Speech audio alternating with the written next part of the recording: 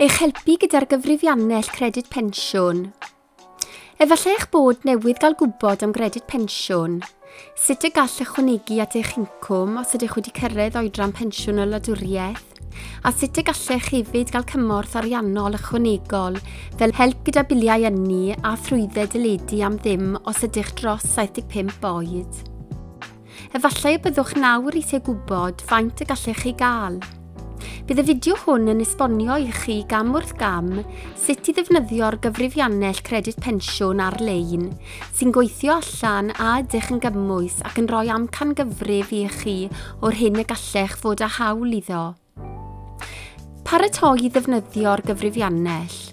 Gallech ddod o hyd i'r gyfrifiannell Credyd Pensiwn trwy deipio www.gov.uk/cyfrifiannell-credyd-pensiwn yn eich porwr rhyngrwyd. I ddefnyddio'r gyfrifiannell, yn gyntaf dylech gasglu'r wybodaeth ganlynol i chi a'ch partner os oes gennych un. Manylion enillion, buddsoddiadau a phensiynnau. Manylion canilion a buddsoddiadau. Ni ellir defnyddio'r wybodaeth a roddwch yn y gyfrifiannell i'ch adnabod. Ni fydd y wybodaeth byth yn cael ei defnyddio ar gyfer unrhyw beth arall ac ni chaiff eich cadw ar ôl i chi orffen ei defnyddio. Gadewch i ni ddechrau. Mae 5 adran yn y gyfrifiannell a mae angen i chi eu cwblhau amdano chi eich partner os oes gennych un. Yr adran amdano chi sy'n gofyn am fanylion fel eich dyddiad geni a'r ardal rydych chi'n byw ynddi. Yr adran costau tai sy'n gofyn am unrhyw gostau tai sydd gennych. Yr adran eich buddsoddiadau sy'n gofyn i chi am buddsoddiadau eraill y gallech fod yn ei cael. Yr adran eich incwm sy'n gofyn i chi am wybodaeth am bensiynau ac incwm cyflogaeth sydd gennych. A'r adran eich canilion sy'n gofyn i chi ddarparu manylion am unrhyw ganilion neu gyfalaf sydd gennych. Ar ôl i chi gwblhau'r adrannau hyn, roddir crynodeb o'ch atebion i chi fel y gallwch ei gwirio. Byddwch wedyn yn derbyn amcangyfrif o'r hyn y gallech fod â hawl iddo. Nawr, gadewch i ni ddechrau gyda'r adran amdano chi gan ddefnyddio enghreifftiau ffuglenol. Enghraifft 1 yw Jackie. Mae hi'n dewis ei rhywedd, ac mae hi'n dewis yr ardal y mae'n byw ynddi. Nid yw hi wedi eich ofrestru'n ddall, felly mae'n dewis na. Mae Jackie yn byw ar ei phen ei hun. Mae hi'n dewis ei bod hi'n byw mewn tŷ, a mae hi'n berchen arno yn llwyr. Yna, mae'n dewis nad yw'n berchen ar unrhyw eiddo arall heblaw'r cartref y mae'n byw ynddo. Mae Jackie yn clicio fel y gall symud i'r dudalen nesaf, ond mae wedi anghofio ychwanegu ei dyddiad geni. Nid yw'r gyfrifiannell yn caniatáu i Jackie symud i'r dudalen neu'r adran nesaf nes bod cwestiynau hanfodol yn cael eu hateb. Bydd y gyfrifiannell yn tynnu sylw at y cwestiynau hanfodol a mae angen eu hateb cyn y gall Jackie symud ymlaen. Mae Jackie nawr yn nodi ei dyddiad geni ac mae dewis yn parhau i fynd i'r adran costau tai. Oherwydd bod Jackie yn berchen ar ei heiddo yn llwyr, nid oes angen i Jackie gwblhau'r tudalennau tai a morgais a gellir gadael yr rhain yn wag, gan nad yw'n berthnasol iddi. Nesa, mae'n symud i'r adran eich buddsoddiadau. Mae Jackie yn derbyn lwfans gweini, felly mae'n clicio ar y blwch gwirio lwfans gweini. Nid yw Jackie yn derbyn unrhyw buddsoddiadau eraill, felly gellir gadael y blychau hyn yn wag, ac nid oes neb yn derbyn lwfans gofalwr ar ei chyfer, felly mae'n dewis na cyn parhau ar adran eich incwm. Mae Jackie yn derbyn cyfradd lawn pensiwn newydd y wladwriaeth, ar £230.25 ceiniog yr wythnos. Mae hi hefyd yn derbyn pensiwn personol o £45 yr wythnos. Nid yw Jackie yn derbyn unrhyw incwm o enillion, felly gellir gadael yr adran hon yn wag hefyd. Mae Jackie yn nodi bod ganddi ganilion o 22,000 ac yna'n parhau crynhodeb lle gall wirio'i holl atebion.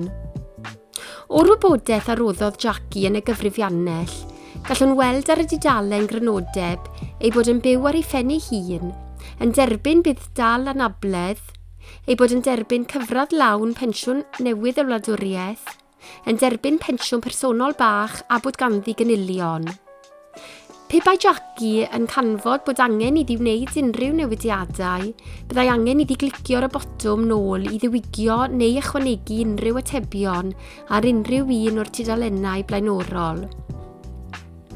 Mae Jackie yn hapus gyda'r atebion y mae hi wedi'i rhoi, ac felly mae'n dewis parhau, ac ni fydd hi'n gallu newid ei atebion mwyach. Gan ystyried yr holl fanylion y mae Jackie wedi ei rhoi, gan gynnwys incwm a chanilion, mae'r gyfrifiannell yn amcangyfrif y bydd gan Jackie hawl i gael credyd pensiwn o £10.75 ceiniog yr wythnos. Cofiwch, na fydd gan Jackie hawl i'r swm llawn o credyd pensiwn, mae hi'n dal i allu cael y cymorth ariannol arall sy'n dod gyda gef, gan gynnwys help gyda biliau ynni a chostau tai. Gadewch i ni edrych ar enghraifft arall. Mae gennym Sahid a'i bartner Asha. Fel ein henghraifft gyntaf gyda Jackie, mae'n rhaid i Sahid gwblhau'r adran amdano chi yn gyntaf. Mae'n rhoi ei ddyddiad geni. Dewis ei riwedd, nid yw y chwaith wedi'i gofrestru'n ddall. Mae Sahid yn dewis na pan ofynnir iddo a yw'n byw ar ei ben ei hun. Mae Sahid yn byw mewn llety rhent, ac nid oes ganddo eiddo arall. Oherwydd bod Sahid wedi dewis nad yw'n byw ar ei ben ei hun, mae'r gyfrifiannell yn gofyn gyda phwy mae'n byw. Mae Sahid yn dewis ei fod yn byw gyda phartner. Bydd y gyfrifiannell nawr yn gofyn am fanylion ei bartner Asha. Mae Sahid yn rhoi dyddiad geni Asha, ei rhywedd ac yn dewis nad yw hi wedi ei chofrestru'n ddall. Mae Sahid bellach yn symud i'r adran eich buddaliadau. Nid yw Sahid yn derbyn unrhyw fuddaliadau, gan gynnwys lwfans gofalwr a thaliadau cymorth i ofalwyr. Mae Asha yn derbyn buddaliadau, lle mae'r gyfrifiannell yn gofyn am fanylion buddal partner Sahid. Mae Sahid yn dewis ei bod yn derbyn elfen gofal cyfradd canolig lwfans byw i'r anabl. Hefyd, nid yw Asha yn derbyn lwfans gofalwr na thaliadau cymorth i ofalwyr, ac nid yw wedi gwneud cais amdano. Yn yr adran eich incwm pensiynau, mae Sahid yn nodi ei fod yn derbyn £160 yr wythnos o pensiwn newydd y wladwriaeth a pensiwn preifat o £90 yr wythnos. Nid oes gan Asha hawl i unrhyw bensiwn y wladwriaeth, felly mae ei blychau yn wag. Nid oes gan Sahid ac Asha unrhyw enillion eraill, felly gadewir yr adran eich incwm enillion yn wag. Yn yr adran eich cynilion, mae Sahid yn nodi bod ganddo gynilion o 15,000. Nid oes gan Asha unrhyw gynilion, felly mae'n gadael ei blychau'n wag. Yna mae Sahid yn symud i'r adran gwirio eich atebion. Mae'n hapus gyda'r atebion y mae wedi ei rhoi ac mae'n dewis parhau. Mae Sahid yn canfod y gallai ef ac Asha fod â hawl i £86.60 ceiniog yr wythnos. Gobeithio nawr fod gennych ddealltwriaeth dda o sut i gwblhau'r gyfrifiannell credyd pensiwn.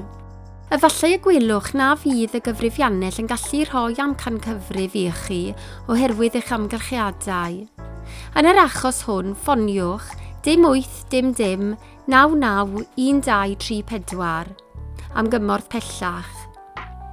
Ar ôl defnyddio'r gyfrifiannell credyd pensiwn a darganfod beth y gallai fod gennych hawl iddo, gallwch wneud cais ar-lein drwy chwilio am credyd pensiwn ar-lein, gwneud cais dros y ffôn ar 0800 99 1234, gwneud cais drwy ffôn testyn ar 0800 169 133, gall ffrind neu aelod o'r teulu ffonio ar eich rhan os yw'n well gennych, ond rhaid i chi fod gyda nhw mwyn i chi allu ateb y cwestiynau diogelwch. Gwneud cais drwy'r post drwy lenwi ac argraffu'r ffurflen neu ffonio'r llinell gwneud cais a byddent yn anfon ffurflen gais atoch i'w llenwi gartref. Cyn i chi wneud cais, Bydd angen y wybodaeth ganlynol arnoch chi a'ch partner os oes gennych un. Rhif yswirion gwladol, gwybodaeth am unrhyw incwm, cynilion a buddsoddiadau sydd gennych, gwybodaeth am eich cartref, cynilion a buddsoddiadau ar y dyddiad yr ydych am ôl ddyddio'r cais iddo. Gallwch wneud cais unrhyw bryd ar ôl i chi gyrraedd oedran pensiwn o wladwriaeth, a gellir ôl ddyddio'r cais 3 mis, ond ni ellir ei ôl ddyddio i amser cyn i chi gyrraedd oedran pensiwn o wladwriaeth. Byddwch hefyd angen manylion eich cyfrif banc. Yn dibynnu ar sut rydych yn gwneud cais, efallai gofynnir i chi hefyd am enw'ch banc neu gymdeithas adeiladu, codidoli a rhif cyfrif. Os oes gennych unrhyw anawsterau wrth wneud cais, ffoniwch y llinell ffôn Credyd Pensiwn am help ar 0800 99 1234. Efallai y bydd sefydliadau fel Age UK, Cyngor ar Bopeth neu Independent Age hefyd yn gallu cynnig cyngor. Diolch am wylio.